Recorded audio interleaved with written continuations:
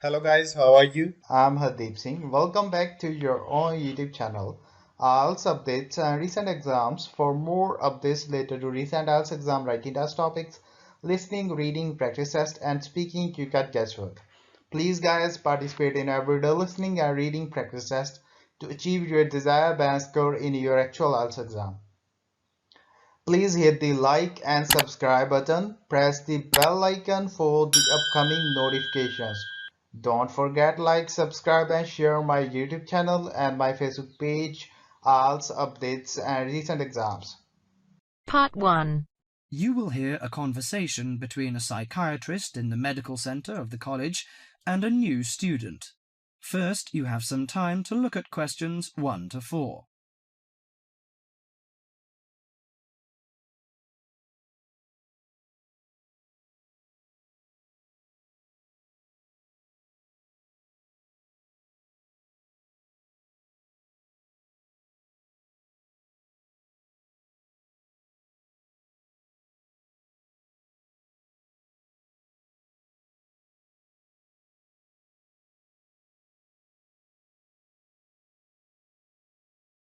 Hello, sit down, please. Thank you.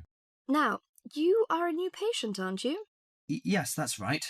Okay, so I'd better get some basic details down first. Right, we'll start with your name. Martin Hansen. Do you spell that S-O-N or S-E-N? Hansen.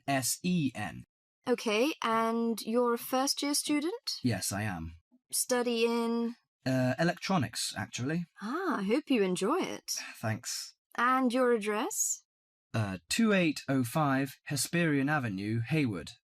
2805 and Hesperian. Yes, that's Hesperian.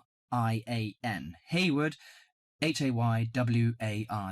And your phone number? 734-246-55. 734-26455. No, you got the 6 and the 4 the wrong way round. It's 24655. Huh? Sorry, right. And, when were you born? The 15th of June, 1986. Here in New Zealand? No, I was born in Sydney. Before you hear the rest of the conversation, you have some time to look at questions 5 to 10.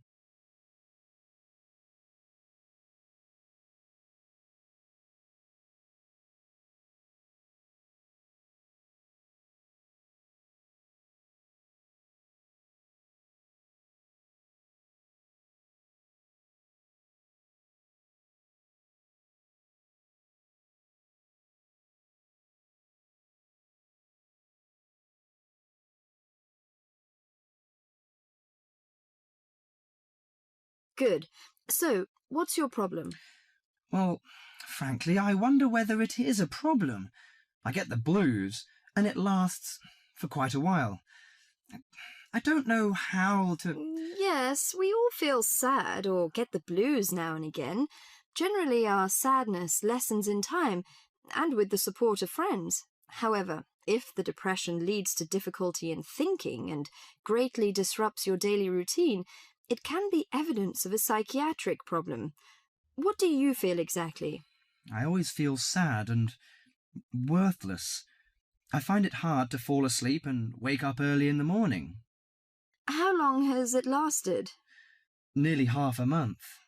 Do you feel fatigue or loss of energy? Or you may have lost interest or pleasure in usual activities? Yes, sometimes.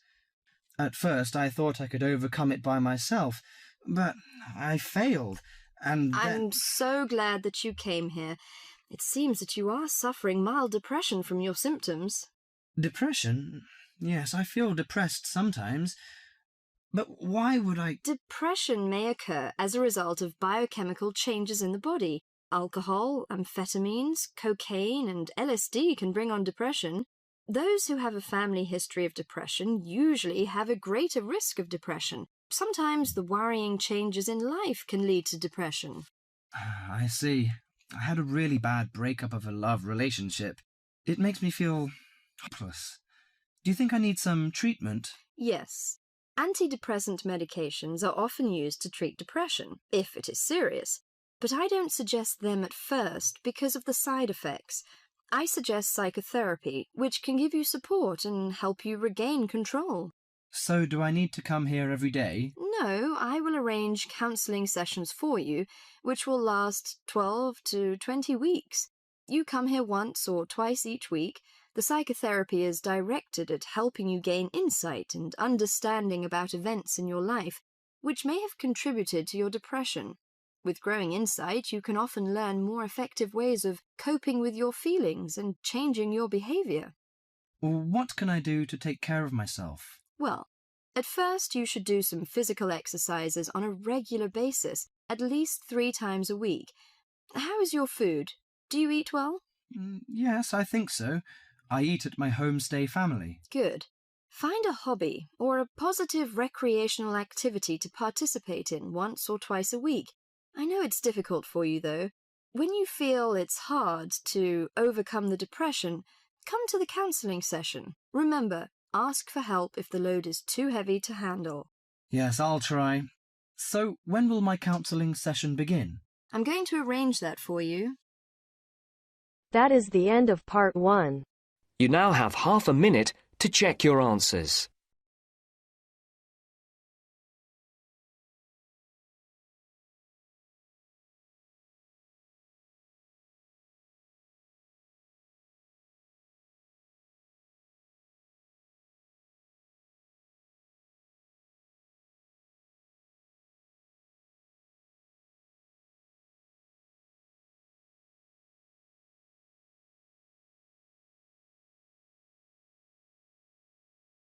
Now turns to part 2. You will hear someone talking about a wildlife park. Before you listen, you have some time to look at questions 11 to 15.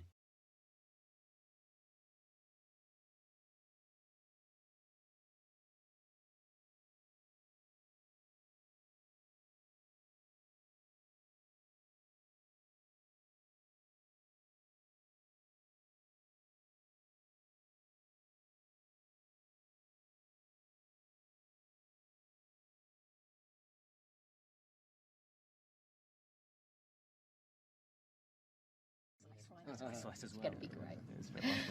Good morning, everyone. I'm a keeper here at Arana Wildlife Park, and that means that my job is to look after some of the animals that we have here. First, let me tell you a bit about us. The word Arana means welcome in the local Maori language, and we are very pleased to see you all here. As you probably know, we're run by a charity, and we specialise in endangered species of animals, birds and reptiles. The park grounds cover 80 hectares of land, and we have 400 animals altogether from 70 different species. So that you can see the animals in their natural environment, we've built streams and banks to separate you from the animals and make sure your trip around the park is safe.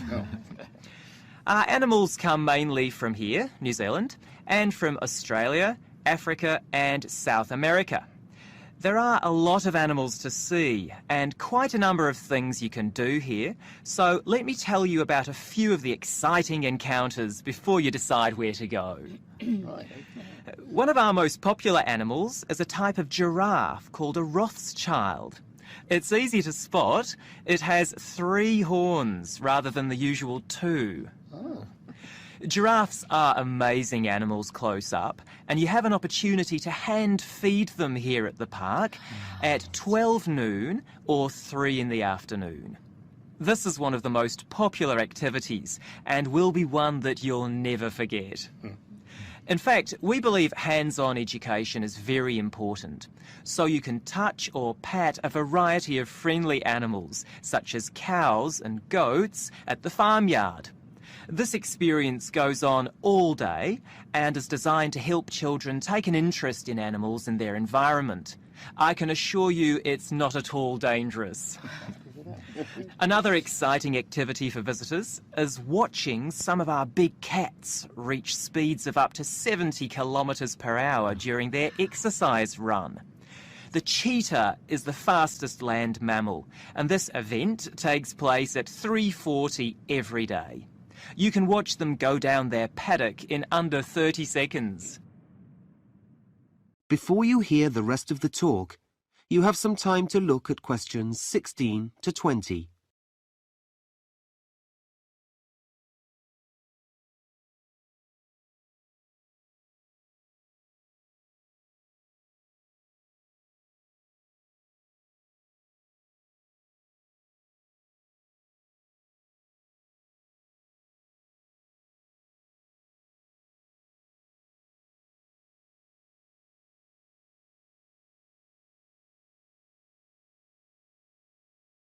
So, here's a plan of the park.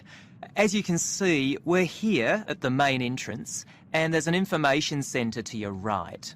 Now, it's quite easy to get around the park. We have daily guided walkabout tours, which let you get up close to the animals. Or, if you prefer to be at a distance, you can take the safari bus and drive around with a wildlife expert.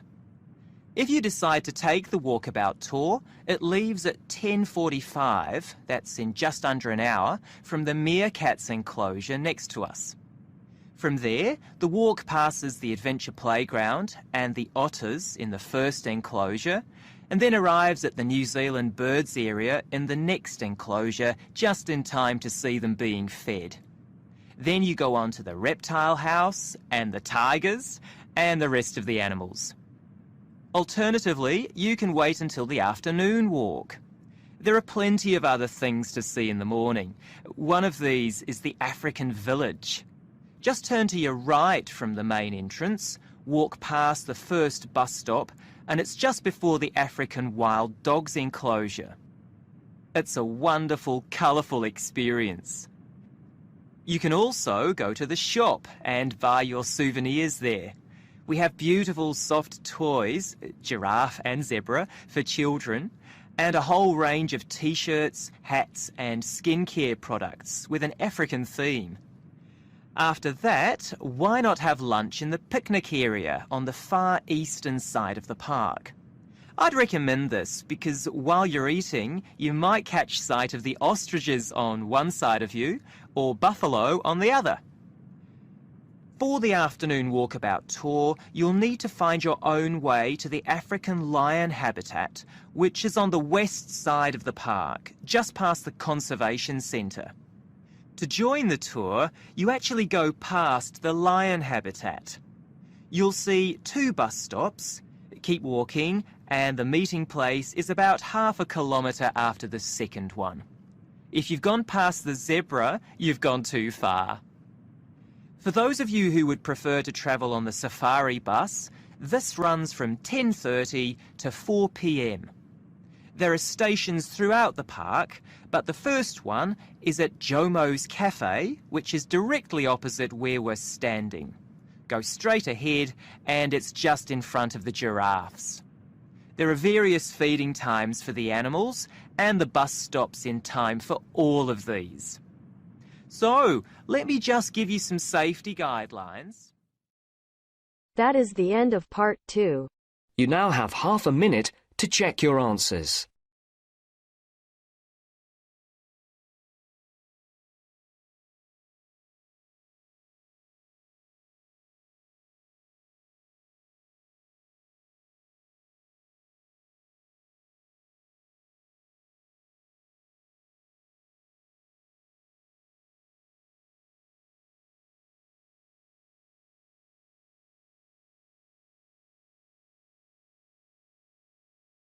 Now turns to part 3. You will hear 2 science lecturers discussing space exploration. First, you have some time to look at questions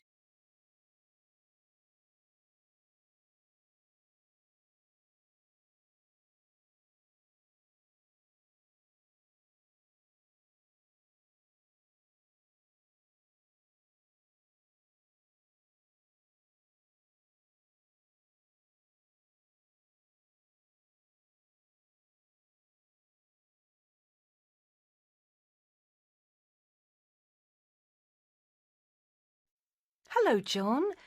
How was your conference on space travel? Hi, Susan. It was great.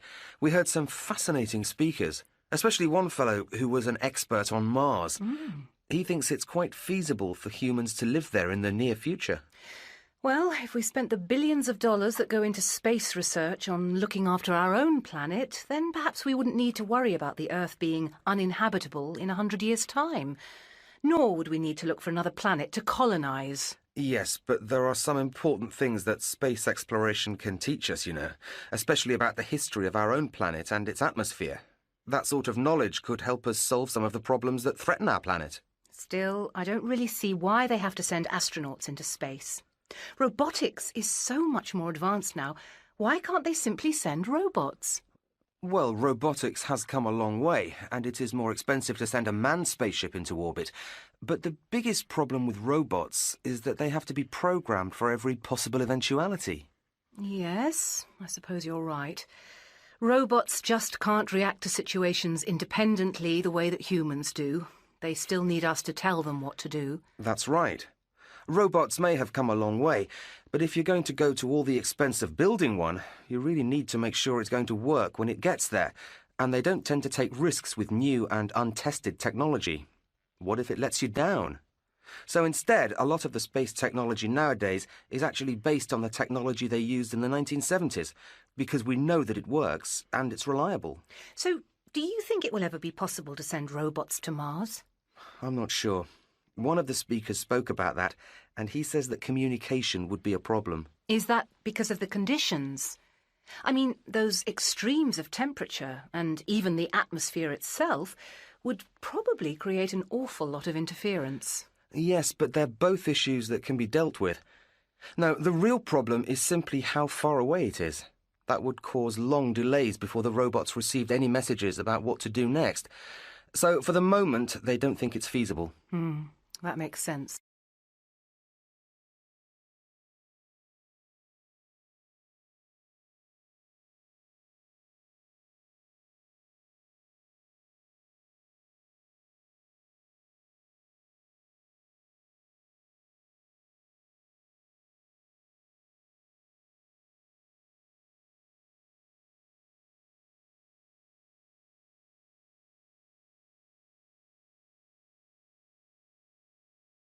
Tell me, do you really think we should be contemplating sending humans to Mars at all? Don't you think we should wait until we do have the technology?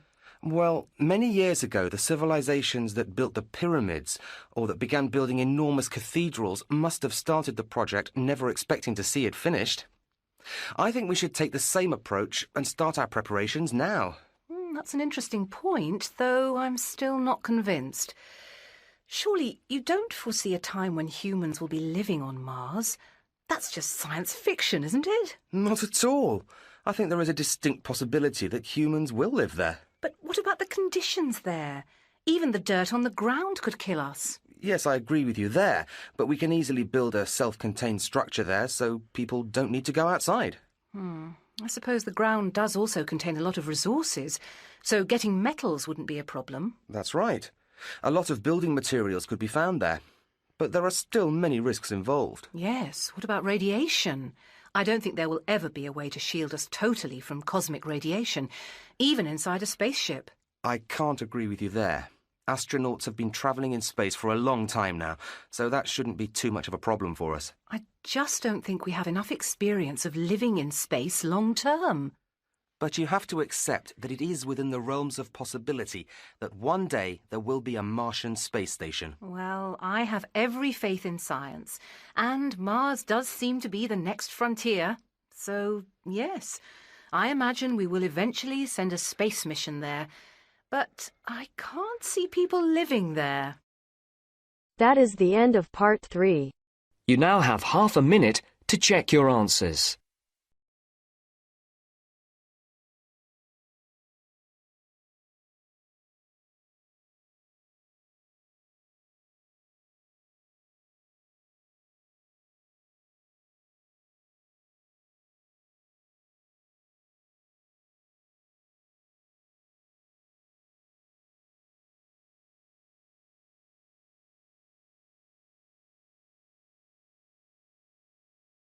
Now turns to part 4.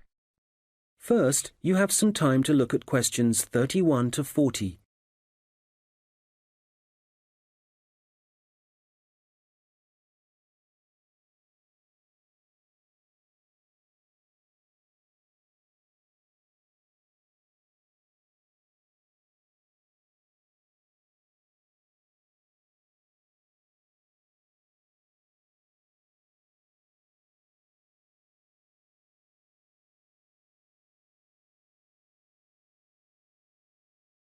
Welcome once again to Introduction to Dentistry, and in today's lecture we'll be looking at the history of dentistry through the ages.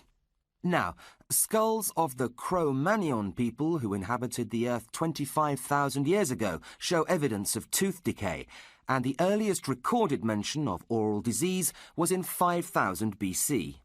This proves that oral disease is by no means a modern-day problem, and has in fact plagued humans since time began. That particular reference appeared in a text written by the ancient people of Sumeria, which referred to tooth worms. There is also evidence that dental problems caused difficulties in other early civilizations, and people from those times actually developed treatments for them. For example, we have found historical evidence that the Chinese used acupuncture to treat the pain associated with tooth decay. There is even further evidence of the troubles caused by toothache in the Ebers Papyrus, which is a text written between 1700 and 1500 BC by the people of ancient Egypt. This papyrus contains references to diseases of the teeth, as well as prescriptions for medications they used at that time. While today we automatically prescribe antibiotics, the ancient Egyptians relied on more traditional remedies to help with tooth decay. Firstly, olive oil, which even today is known to have therapeutic qualities, and secondly, onions, which again are an age-old traditional medicine, and are still recognized as a reliable source of natural antibiotics. A large proportion of early dentistry was practiced as a part of general medicine. However, by the 5th century BC, Herodotus, a Greek historian, made the following observation. In Egypt, medicine is practiced on a plan of separation. Each physician treats a single disorder and no more. Some undertake to cure diseases of the eye, others the head, and others again of the teeth. The Greeks were at the forefront of dentistry of that time, and it was a Greek physician who lived between 1300 and 1200 BC who chose to extract problem teeth long before anyone else. Arabs were also pioneers in the area of oral hygiene and used a small polishing stick as a toothbrush as early as 100 BC. So, what of Europe? Well, throughout the Middle Ages, dentistry was made available to the wealthier classes thanks to physicians who would visit individuals in their home, while dentistry for the poorer people took place in the marketplace. Italian sources from the 1400s mentioned the use of gold leaf as dental filling material, but it was a Frenchman, Pierre Fouchard, who is credited with being the father of modern dentistry to his book The Surgeon Dentist, a treatise on teeth, which describes basic oral anatomy, signs and symptoms of tooth decay. That is the end of part 4. You now have half a minute to check your answers. So guys, don't forget like, subscribe and share my YouTube channel and my Facebook page, IELTS updates and recent exams. For more updates related to recent IELTS exam writing test topics, listening, reading, practice test and speaking, you got guesswork. Please guys, participate in everyday new IELTS listening and reading practice tests to achieve your desired band score in your actual IELTS exam. For more IELTS material, visit my official website www.ieltsupdatesandrecentexams.com. The link is given below in the description. If you need PDF files of latest IELTS material, then please join my Telegram channel. So guys, please write your score below the comment section. Again, thanks for listening. God bless you all guys. Stay tuned, stay safe.